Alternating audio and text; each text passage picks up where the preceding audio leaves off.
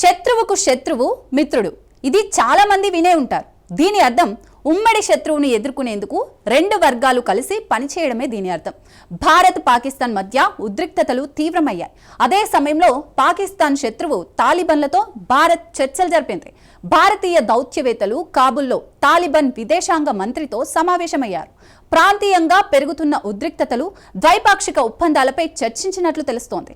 అది కూడా పహల్గామ్ ఉగ్రదాడిని తాలిబాన్లు ఖండించిన తర్వాత ఈ చర్చలు జరగడం ప్రాధాన్యం సంతరించుకుంది. ఇప్పుడు ఎందుకు భారత్ తాలిబాన్లతో చర్చలు జరిపింది? పాకిస్తాన్పై యుద్ధం జరిగితే తాలిబాన్లు భారత్కు మద్దతు ఇస్తారా? భారత్ నుంచి తాలిబాన్లు ఏం కోరుకుంటున్నారు? Watch the story. పాక్పై తాలిబాన్లతో కలిసి భారత్ అటాక్ చేస్తుందా? భారత్ నుంచి తాలిబాన్లకు కావలసింది ఏమిటి? పాక్పై అన్ని వైపులా భారత్ ప్రెజర్ పెంచుతోందా?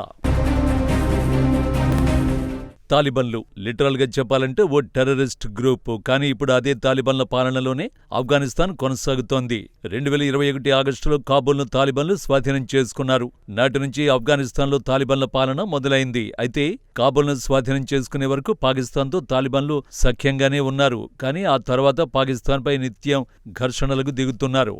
ఆఫ్ఘనిస్తాన్ శరణార్థుల్ని పాకిస్తాన్ తరిమేస్తోంది. మొన్నటి వరకు మిత్రుడిగా ఉన్న పాకిస్తాన్ తాలిబాన్లకు ఇప్పుడు శత్రువుగా మారింది. ఇప్పుడు అదే తాలిబాన్లు భారత్తో స్నేహాన్ని కోరుకుంటున్నారు.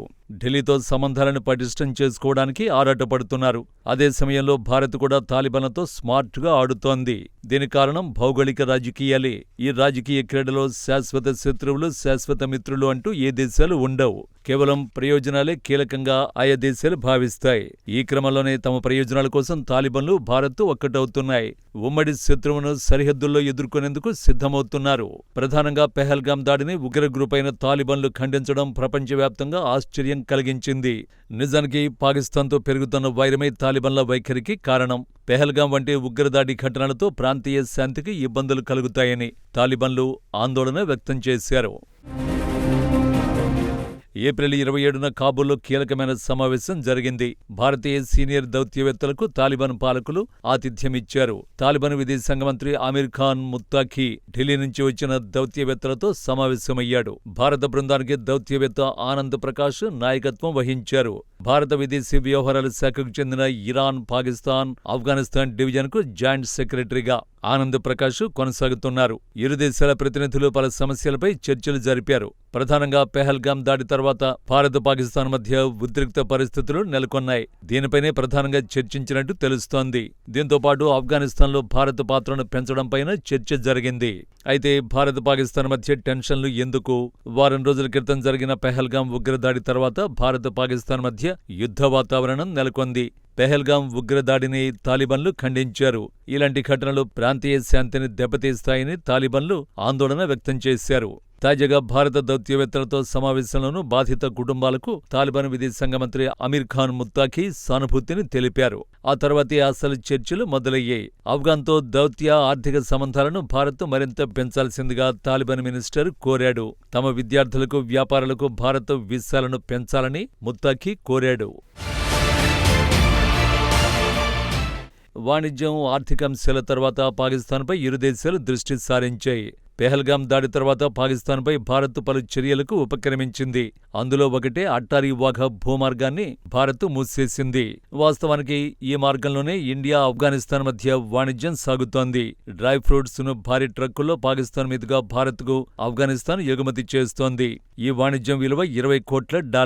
అయితే అట్టారీ వాఘా సరిహద్దును భారత్ మూసేయడంతో ఆఫ్ఘాన్ వాణిజ్యానికి బ్రేకులు పడ్డాయి. అంతేకాదు ఆఫ్ఘనిస్తాన్లో ఆస్పత్రులు, డ్యాముల వంటి మౌలిక సదుపాయాల ప్రాజెక్టులను నిర్మించాలని తాలిబాన్లు కోరుతున్నారు. సింపుల్ గా చెప్పాలంటే భారతదేశాన్ని ఆఫ్ఘాన్ పాలకులు కీలకమైన భాగస్వామిగా భావిస్తున్నారు. దీనికి కారణం పాకిస్తానే. తాలిబాన్ల పాలనలోని ఆఫ్ఘనిస్తాన్తో పాకిస్తాన్కు ఏమాత్రం సఖ్యత లేదు. ఇరు దేశాల మధ్య సరిహద్దు వివాదాలు ముదురుతున్నాయి. పాకిస్తాన్లో ఉన్న ఆఫ్ఘనిస్తాన్ శరణార్థుల్ని ఇస్లామాబాద్ గెంటేయడంతో ఇరు దేశాల మధ్య ఉద్రిక్తతలు తీవ్రమయ్యాయి. ప్రస్తుతం ఆఫ్ఘనిస్తాన్, పాకిస్తాన్ మధ్య ఉన్న డ్యూరాండ్ లైన్ను సరిహద్దుగా అంగీకరించేందుకు తాలిబాన్లు తిరస్కరిస్తున్నారు. దీంతో పాకిస్తాన్ తీవ్ర ఆగ్రహానికి గురవుతోంది. ఈ క్రమంలోనే ఇస్లామాబాద్ను మరింత ఇరుకున పెట్టేందుకు పెహల్గామ్ ఉగ్రదాడిని తాలిబాన్లు ఖండించారు. ఇక్కడే సీన్లోకి భారత్ ఎంట్రీ ఇచ్చింది. పాకిస్తాన్ తూర్పు సరిహద్దు నుంచే కాదు పశ్చిమ సరిహద్దులో కూడా ఆ దేశాన్ని వణికించేందుకు ఢిల్లీ పావులు కదుపుతోంది. అయితే భారత్ చెప్పినట్టు తాలిబాన్లు ఎందుకు చేస్తారు? పాకిస్తాన్పై దాడికి ఎందుకు అంగీకరిస్తారు? తాలిబాన్లను ఇప్పుడు భాగస్వామిగా భారత్ చూస్తోంది. అంతేకాదు ప్రపంచవ్యాప్తంగా తాలిబాన్లను ఏ ప్రభుత్వమూ గుర్తించడం లేదు. తమను దేశంగా గుర్తించి తమ దేశంలో పెట్టుబడులు, వ్యాపారాలు చేసే దేశం కోసం ఏమైనా చేయడానికి తాలిబాన్లు సిద్ధంగా ఉన్నారు. ఇప్పుడు అదే పనిని భారత్ చేస్తోంది. నిజానికి పాకిస్తాన్ మీద పీకల్లోతు కోపంతో తాలిబాన్లు రగిలిపోతున్నారు. పాకిస్తాన్లో ఈ చిన్న బాంబు పేలినా దానికి తాలిబాన్లనే ఇస్లామాబాద్ నిందిస్తోంది. దానికి తోడు సరిహద్దులో నిత్యం దాడులకు దిగుతోంది. ఈ కారణంగా పాకిస్తాన్ అంటే తాలిబాన్లకు భారత్ చెప్పింది చేయడానికి తాలిబాన్లు సై అనే అవకాశం ఉంది. ఎందుకంటే ఇక్కడ స్వకార్యం, స్వామికార్యం రెండూ ఉంటాయి కాబట్టి. పైగా ఖైబర్ పఖ్తుంఖ్వాలో పాకిస్తాన్ కంటే తాలిబాన్లకే ఎక్కువ పట్టుంది. దీనికి కారణం అక్కడ టీటీపీ ఉండడమే. టీటీపీ అంటే తెహ్రీక్-ఈ-తాలిబాన్. ఇది తాలిబాన్ల అనుబంధ సంస్థగా పాకిస్తాన్ చెబుతోంది. దాంతో మాకు ఎలాంటి సంబంధం లేదని తాలిబాన్లు ఖండిస్తున్నారు. కానీ టీటీపీ మాత్రం తాము తాలిబాన్ల అనుబంధ సంస్థేనని తేల్చి చెబుతోంది.